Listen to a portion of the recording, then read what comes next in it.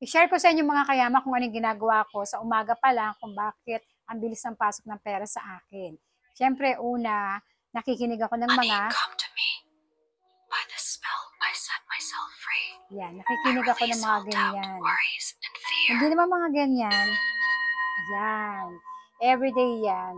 Sa morning. Tapos, minsan, tinatabi ko yung cellphone ko dito. Ayan.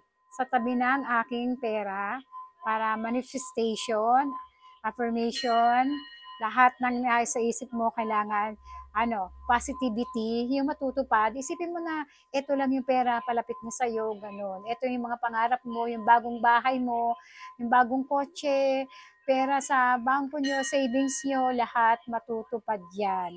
Kailangan lang always tayong mag-iisip ng mga magagandang bagay. Huwag kayong mag-isip ng mga negativity kasi hindi makakatulong sa atin yun.